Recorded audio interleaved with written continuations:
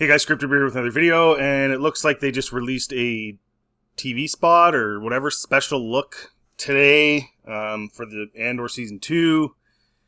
And so let's take a look at that, we'll talk about it, and there's actually some other stuff about Andor I want to talk about the next day or two as well that isn't getting a whole lot of traction, but let's check this out and we'll talk about it. Emergency broadcast, if you can hear me!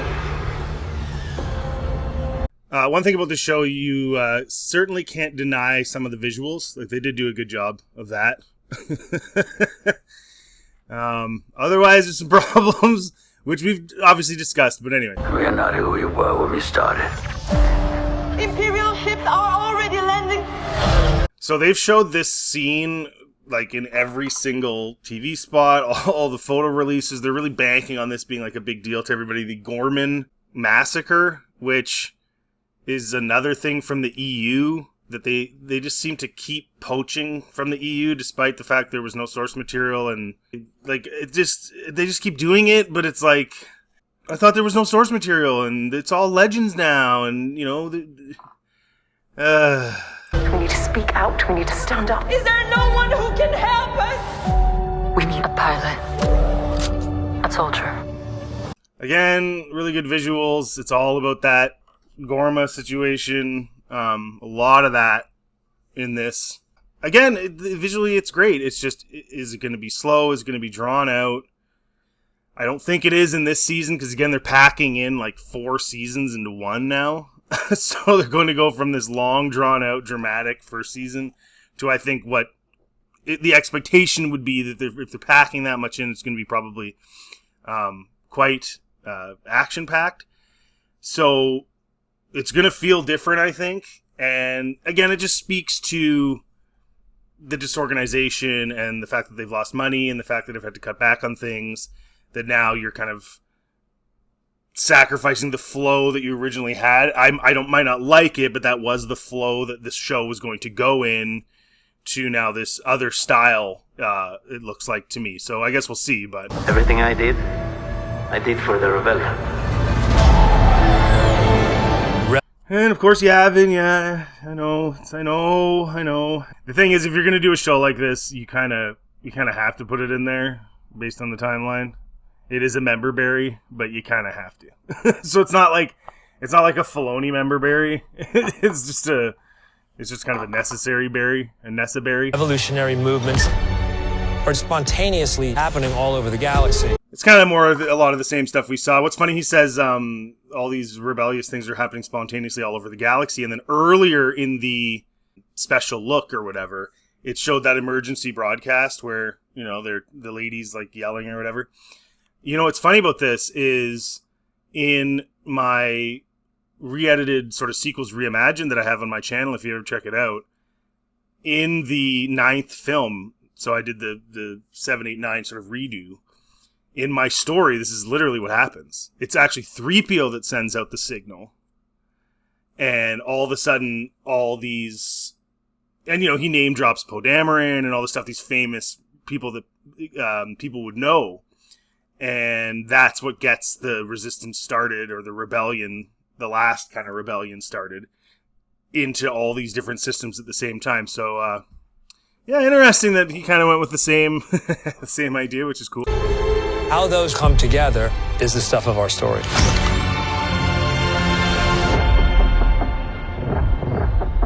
If season 1 laid the track, then season 2 is the juggernaut. Yeah, and that's what I was mentioning earlier. Like, this season is going to move at a very, very different pace and feel very different, I think. For good or bad, or better or for worse. But again, it just speaks to the failure of Disney Star Wars, that they were forced into this to squeeze all this in. So they essentially have, it was supposed to be 5 seasons, right? And it takes place over 5 years. And the first season was essentially the first year. And this is the last 4 years, essentially, roughly.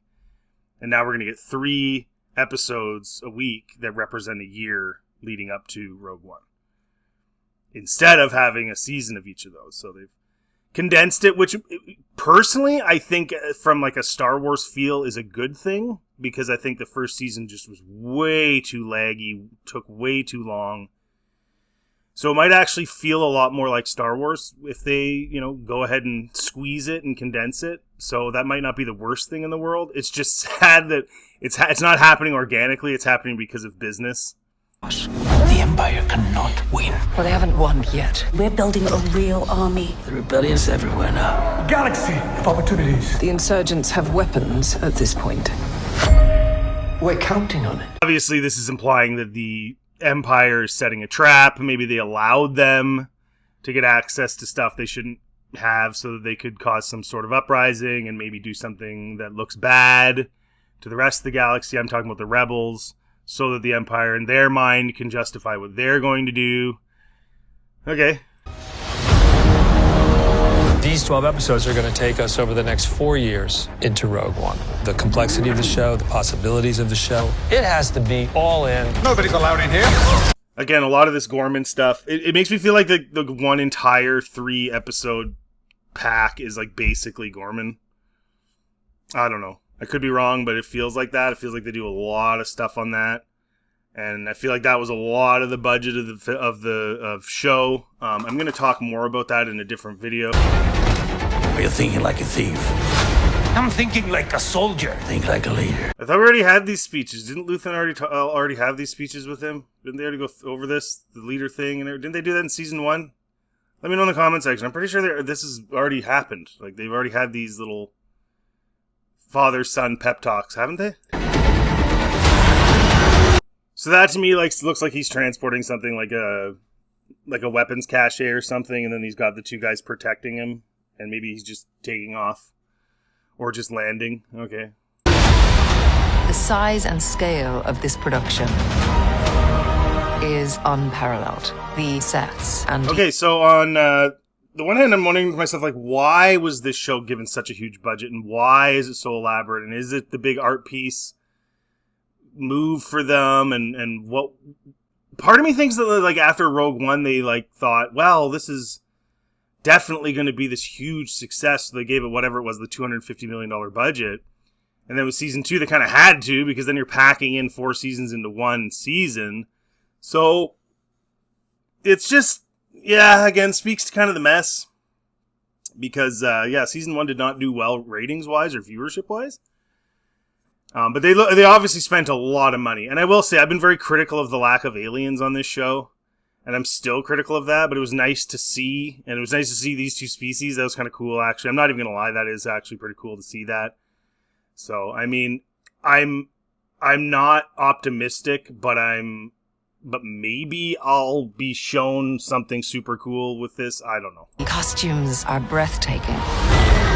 Everyone does the homework. Everyone takes the time, and you can tell. But then when you get into the rebellion end of it on this planet and this big moment of protest, it's all humans. And that's something I want to talk about, like I said, in another video, but it's like, dude, there should be something other than that. Like, it's like, and I get it, you know, it's cheaper just to throw a bunch of costumes on people. But the problem with it too is it looks way too similar to the Ferrix Rebellion, where it's literally pretty much all humans. Like, it's all humans. So they tend to throw aliens into the background or into like montage shots of like an area of a city or whatever. They'll have them in the background. They'll show even in the foreground. Oh, look at the alien! Look at the. But then when the actual like stuff is going on, there's no aliens. Proceed. This is it. This is what you live for. Boy, they are really showing a lot of clips from this scene. This scene is going to be a watershed moment in the series. It's the moment where the rebels get brutalized, or the citizens, I should say, and that's what spurs like a more galactic-wide rebellion. This could get completely screwed up and feel very unrealistic in a galaxy, or it could be done very well. I guess we'll find out. It's human. It's incredibly truthful. And it just happens to be in a galaxy far, far away. See, and it's these types of comments that kind of bother me, right? It's like, and it just happens to be in a galaxy far, far away, which is what I kind of said about the first season, right? It was like, it didn't feel like Star Wars at all. It just felt like a pretty good, pretty cool drama show, although slow and drawn out, but a drama show with a Star Wars skin on it. And that seems to be the way they feel about it too. It's like, oh, we do all these things and it's really nice. And it just so happens to be Star Wars. Like, I don't think that's the best way to think about it. I'm not saying that they all think about it that way, but it sure seems like it. And that's not what people really want to see or hear. They just kind of, they want Star Wars that feels like Star Wars, not something else. It's the urgency of the situation. I wondered about, like, they've shown a bunch of these wheat field scenes, like, in the other trailers and stuff, too. Which I mentioned, why are you reminding us of Rogue One? But anyways, I mean, not Rogue One, Rebel Moon. But anyways, I don't know. I'm not a big fan of that. I think that's a little too much. There's a million planets you could have done. I don't know why you had to do this. And I don't know why you had to make that, like, the food supply. There's clearly silos. Why wouldn't you create something different? It's a galaxy far, far away, like something cool, like a different type of crop, something strange, something that looks weird, has a different weird fruit on it or whatever. Something different, but unfortunately they probably ran out of money and decided they had to do it in a normal wheat field. And then obviously it looks like they're going after the food supply, because like, why would there be stormtroopers going after some random farmer who's like by himself with his son or whatever? So... And I know it's the guy from Ferrix, but why would they care all that much in a huge galaxy?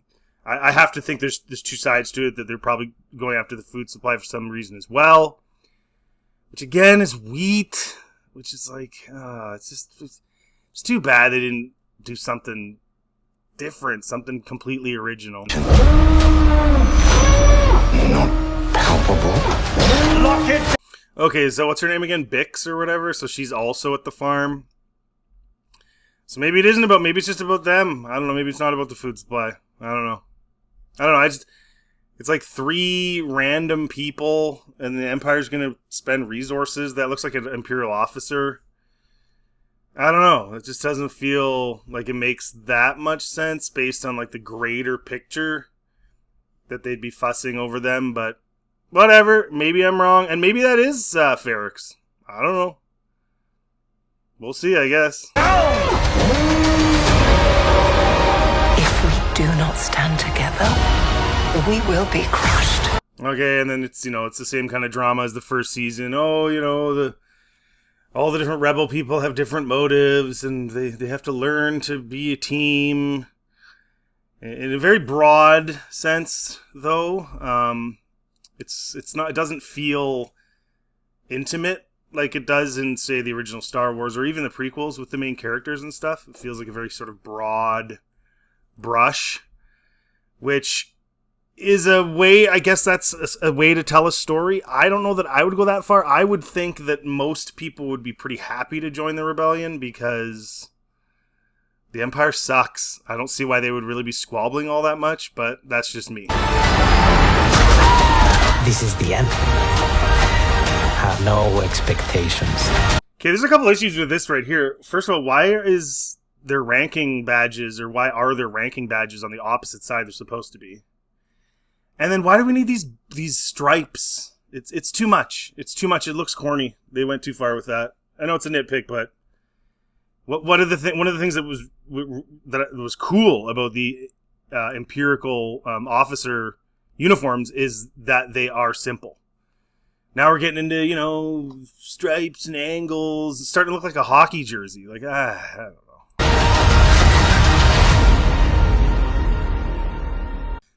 So yeah, I mean, they clearly put a lot of work into it. That's one thing I will give this show above some of the other shows. It doesn't look lazy. Other than the fact that there's just so few aliens. They always seem they're background characters all the time, but that could be a budgetary thing too. But it does look like they really do. They did put in a lot of care into this. But again, I think the problem is again, the first season was a drama with a Star Wars skin on it. This is now going to move at a really rapid pace. Is it going to be the total opposite feel now, where it still doesn't feel like Star Wars, but it's, this over here? And then you got the Gorman thing, and which was an EU thing, and they took that, and that bugs me. It really bugs me that they keep doing that. And we'll see if they do it the way the EU says it was done. That's the other question. So I don't know. Is it possible that somebody like me could be surprised by this and find it to be kind of cool? It's absolutely totally possible. It is. Unfortunately, it leads up to all the other stuff that Disney's done. But it is possible.